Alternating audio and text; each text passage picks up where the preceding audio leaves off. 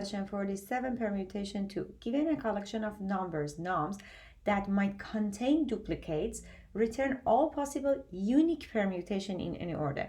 So we might have duplicates in the array that is given to us, and we should return all the possible unique permutations. So repeated like duplicates are not allowed. As you see in this example, we have duplicate numbers, like number 1 is repeated, and the number of permutation that we get is going to be 3 because we don't want to have duplicate numbers. So for the second example, you see we have 3 distinct numbers and we get 6 possible permutations. The constraint says the length of the nums starts from 1 to 8. To solve this problem, what we are going to do, I'm going to write down the plan of attack that we have. First, we are going to use recursive backtracking.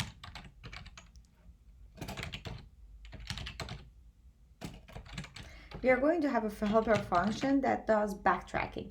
And for the base case, what we do, for the base case, we are going to say, we are going to have a pointer, and if the length of the pointer is equal to the length of the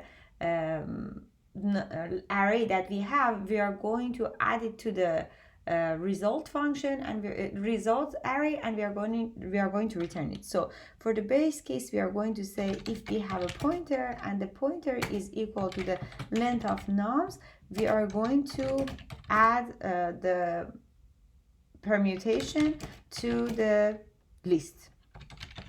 And for the main case, what we do, we are going to use a for loop, and the for loop is going to be the range in the for loop is going to be from the pointer until the end, right?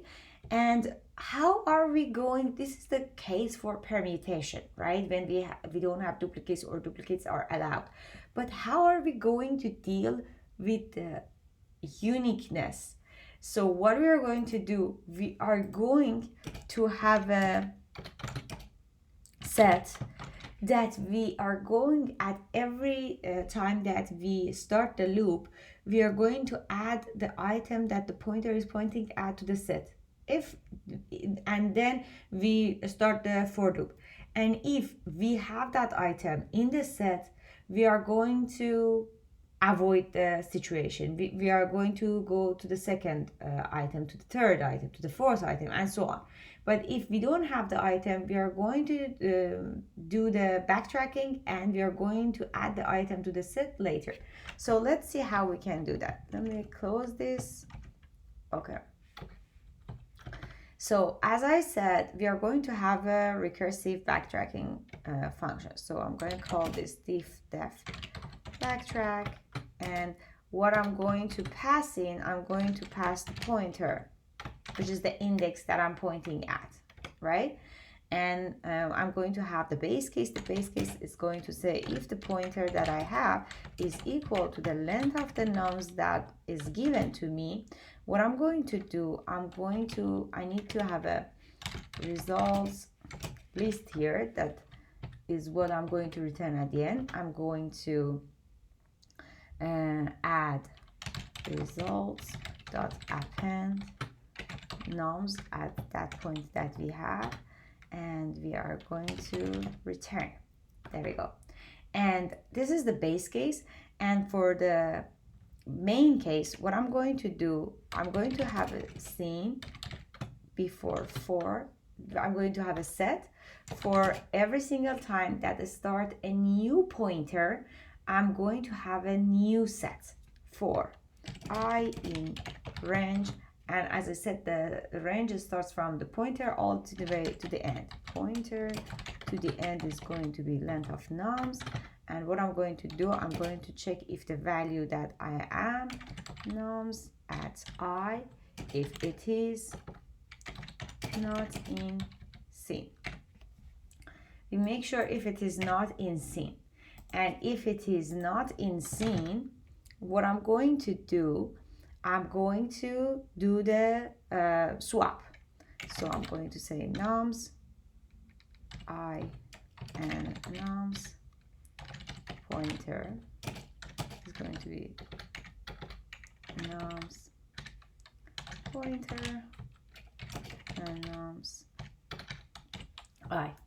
So I'm going to do the swap. I'm going to swap the item, the value that I have at the pointer that I've called the backtracking function from, and the I that I'm getting from the for loop from the pointer all the way to the end.